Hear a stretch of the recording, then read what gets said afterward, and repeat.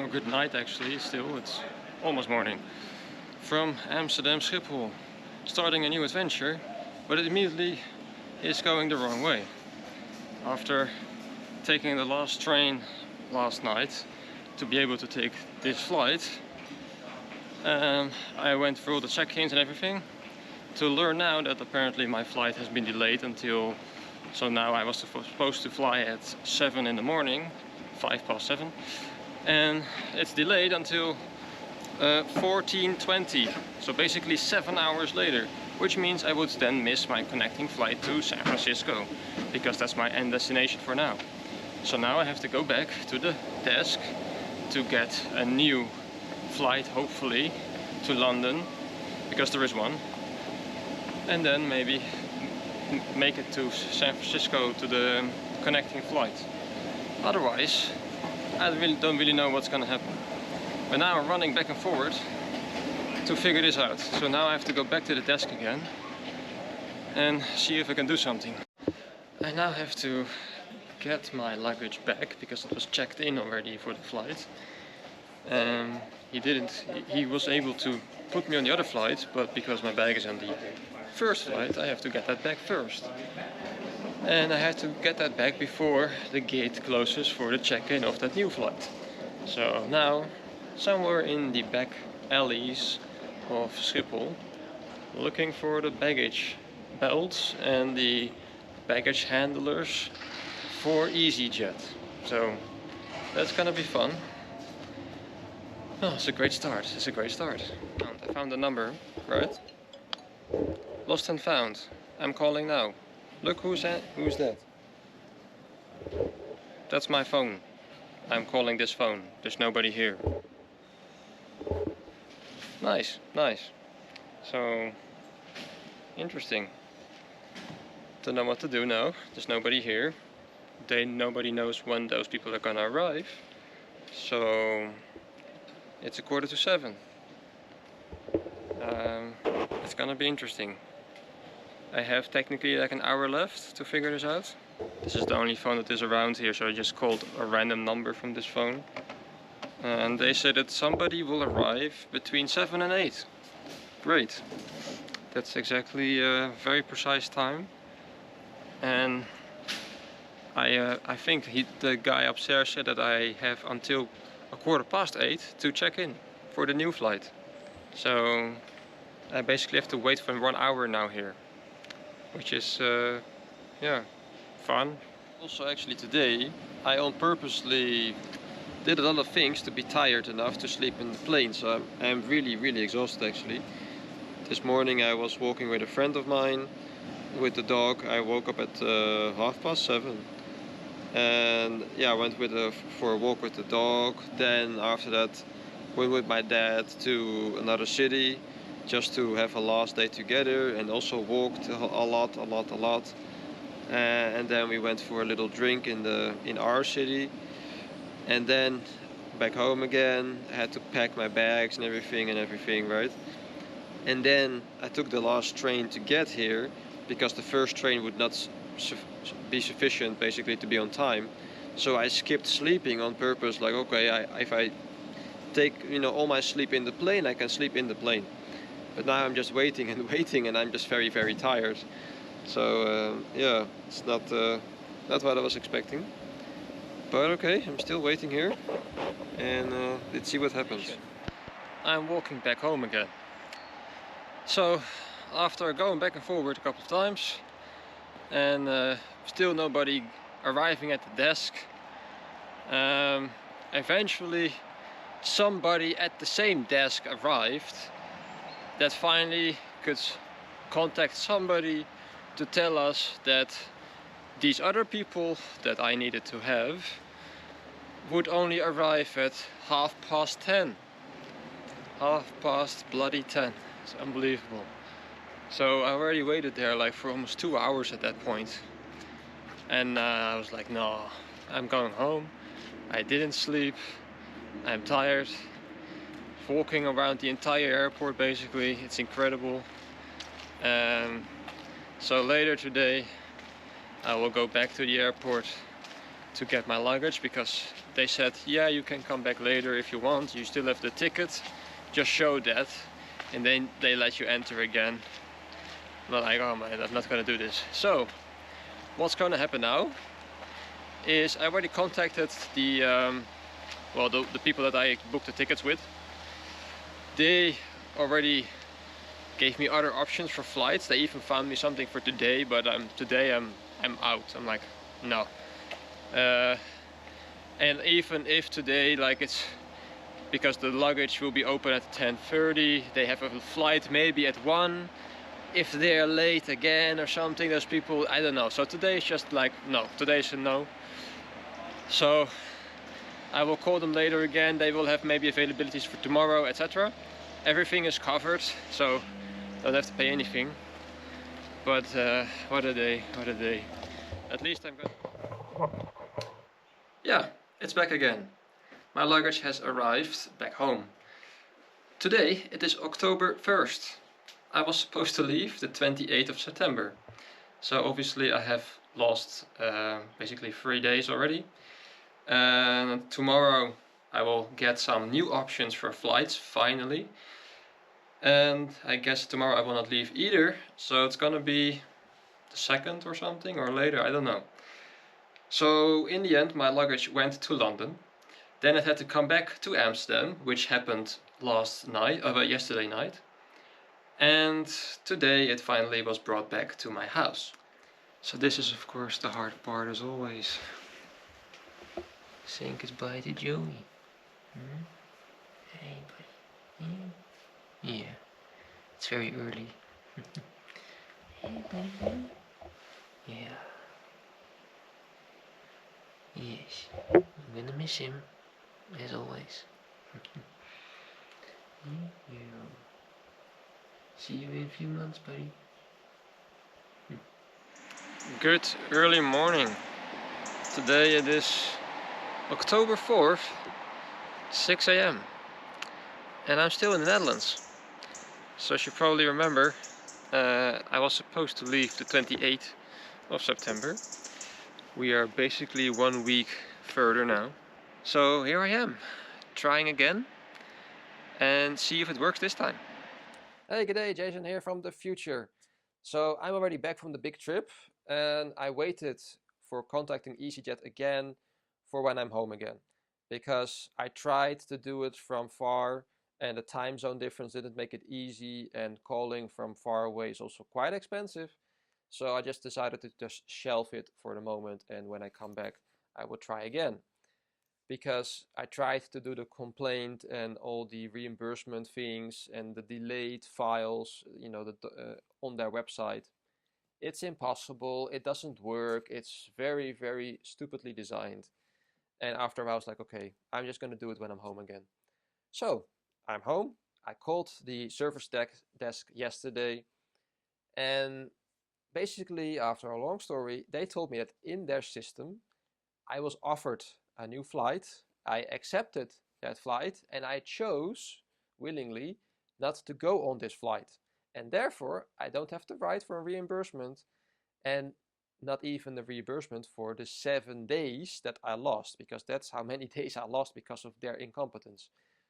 And the reason is that when I was trying to rebook for the other flight, while this guy was doing it in the system, I asked him, what about my luggage? Then he told me, oh wow, no, why didn't you tell me that earlier? I already changed it in the system now. You're rebooked now, but you have to get your luggage first. You cannot check in without your luggage. And he sent me to this and this number basically on the door. Like, you have to go here. This is the code. Show it to the security. They let you in at the baggage claims and find your luggage, because you cannot check in without the luggage and you can't get on the flight and everything. And I was like, okay, well, if you tell me this, I mean, you are the expert, not me. So why would I doubt his word, right? But apparently, in EasyJet systems, that is what they see. They see I had another flight given. I was given this flight and I accepted that option, and I willfully didn't go with this flight. But yeah, after explaining this a million times, they just kept telling me the same story. Like, yeah, we can't do anything. This is the system. It's like, okay, so because I listened to you guys, to your employees, I now lost 7 days and I don't get any compensation or reimbursement for this. It's outrageous, it's ridiculous, because imagine for a couple of hours you can get a reimbursement or compensation, but for 7 days, nothing. You know, bad luck. It's bizarre. So thanks EasyJet for your incompetence, and maybe you should send your employees on another re-education or a course or something, because apparently they don't know the policies and they don't know the rules of EasyJet. If you still want to compensate me after seeing this video, or you want to make things right as it should be, then you know where to find me. So people, watch out for EasyJet. They can definitely screw you over. For arrival at trusted.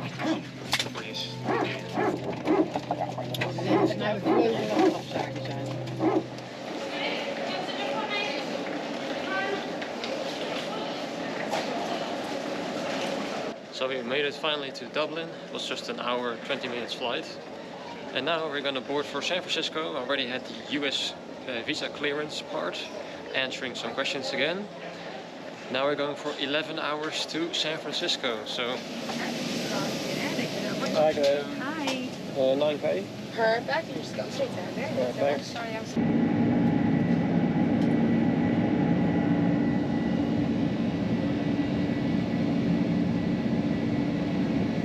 Finally arrived after an 11-hour flight.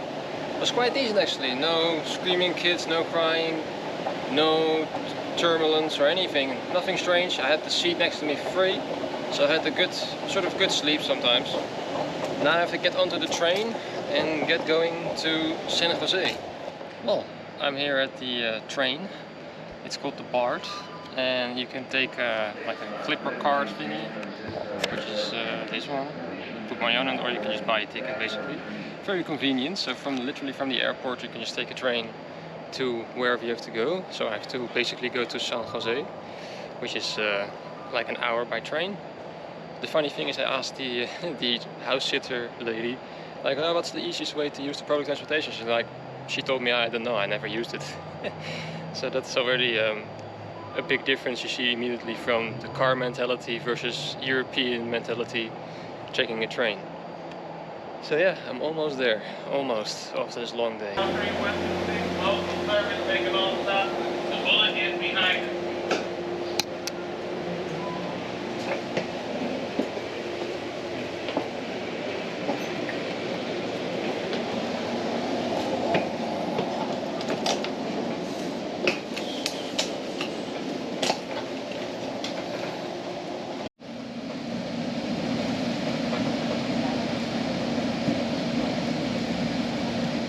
Just around an hour, more or less.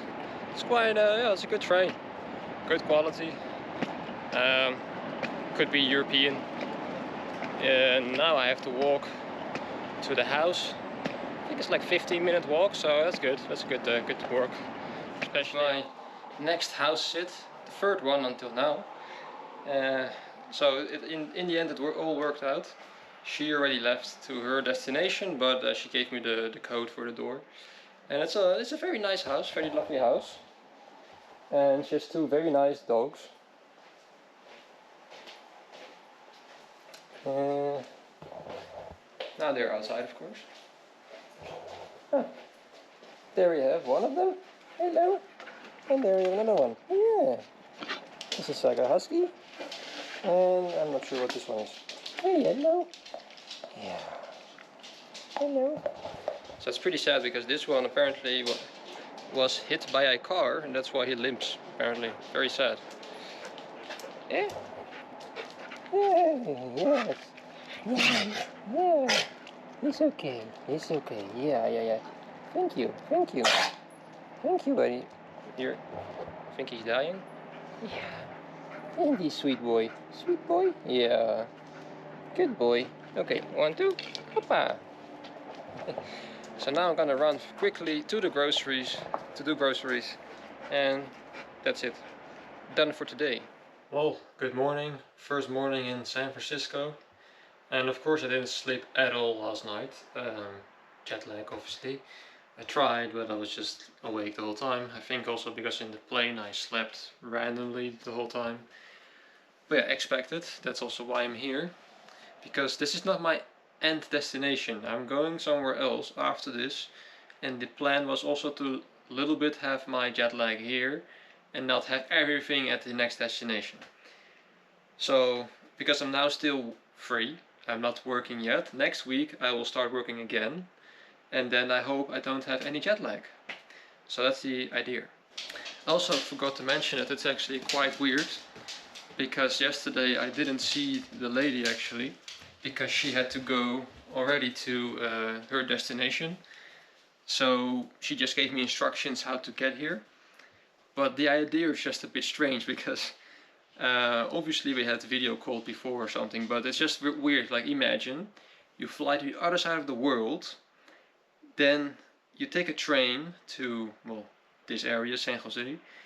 You walk to a random street, go towards a random house, put in a code and you enter the house and you start feeding the dogs randomly, of course, and then yeah, you start sleeping in this house randomly.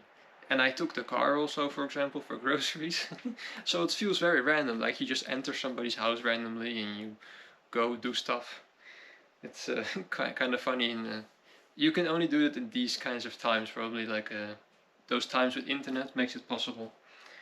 But yeah, I'm gonna take a shower and then I'm gonna walk the dogs. So yeah, what do you have to do here? Obviously you have to take care of the dogs. So you have to feed those. Yeah. Elsa and Yuki. So I have to feed them twice a day. And next to that, of course, make sure that they have water and everything. And I have to walk them only once a day, maximum 30 minutes, because Yuki cannot walk very long because of his bad leg. And then we have this fish that yeah, is more dead than alive, I think. So you have to feed it like once every 2 days. And I had to clean the outside.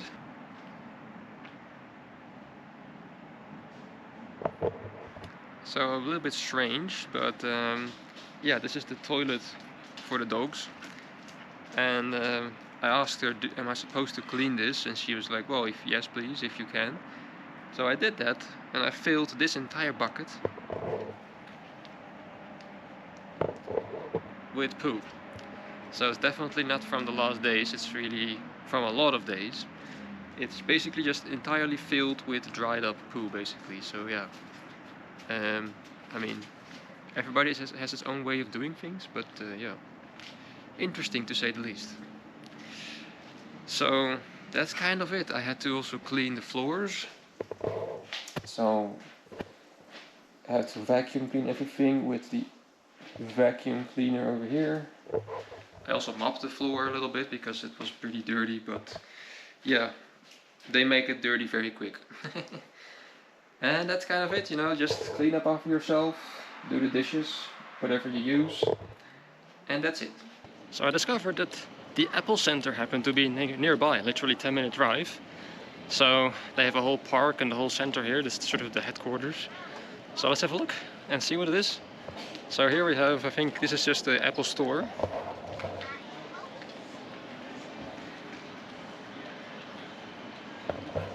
Looks very Apple with the windows and everything. Minimalism. So let's have a look inside. So here they have a very big maquette of the layout of the whole area. So here we have the circular building.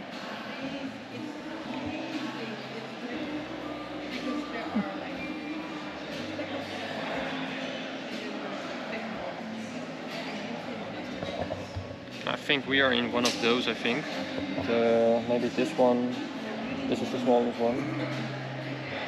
And it's also walkable, it's sort of like a park basically. You can walk around this, so I'm gonna do that later on. And over here we have all the phones and all the laptops and MacBooks and everything.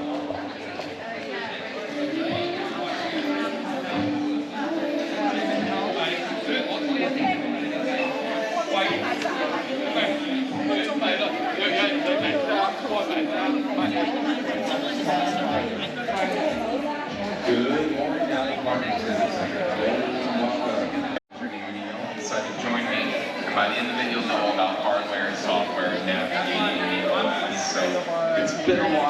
upgraded your phones could benefit you, or if you're completely new to iPhone, it's great too. I've even got iPhone 15 Pro. Well, it was a little bit of an anticlimax because I thought that this whole Apple Center was open for people to walk around. Because if you look on the map, it's like a big park in the middle of this circle thing. So I was thinking, oh, that's nice, but no. You only have the visitor center, which basically is a very big Apple store. That's it. You can not see anything or do anything. So I just made my way to San Jose city, and I'm gonna explore this city a little bit. Because well, I'm gonna take it easy today anyway, because first of all it's my first day here and I didn't sleep at all last night, so maybe later I will have like a big crash or something. I'm not entirely sure, but let's see what this city has to offer.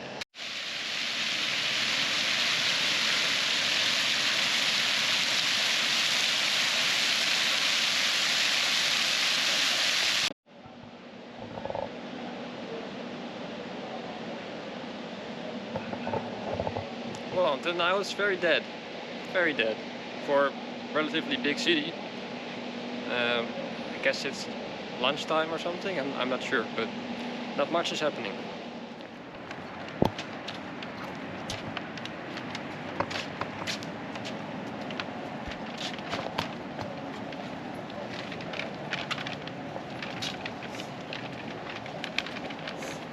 Okay, for anybody that has ever seen shows, TV shows, American ones, they always feature some kind of university, especially those kids ones, you know, Nickelodeon shows. And I'm here at the San Jose University complex because there's not much else to do. And this gives me those vibes from those TV, mostly those kids series, you know, because it looks like this.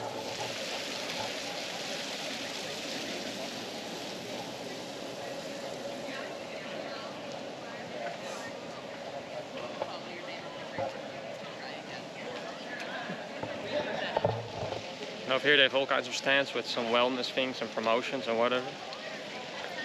But yeah, looks exactly like on television.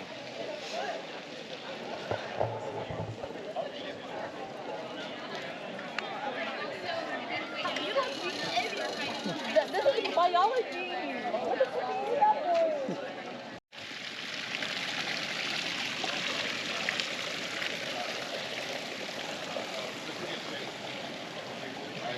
is that? If you ever drive down the 101 or Highway 5, you're going to see that people have shade now. You're going to see part of the So this is the City Hall square or plaza. But it's striking how quiet it is over here. It's, you know, you can always hear a needle drop basically. It's crazy. Apart from some students in the university, I mean, considering that this is basically a connecting part of San Francisco, it's yeah, very quiet here. And you of course have the odd you know, hobo here and there, because California has a hobo problem, obviously, homelessness problem. But okay, let's see if there's something interesting here.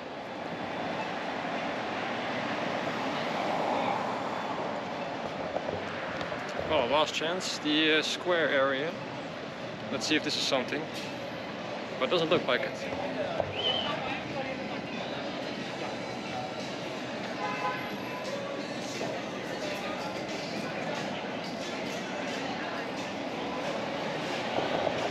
I imagine that this is probably something for the night or something, like a night street or something like that, but let's see what it is all about.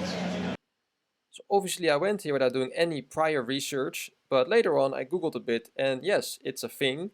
San Jose is considered one of the most boring cities of California. You can do some fun things around here, but you have to go to those specific places and just avoid the center in general, or just go to San Francisco. Anyway, what did you think of my flight delay? What do you think about trusted house sitters? Let me know in the comments, and thank you for watching and see you next time.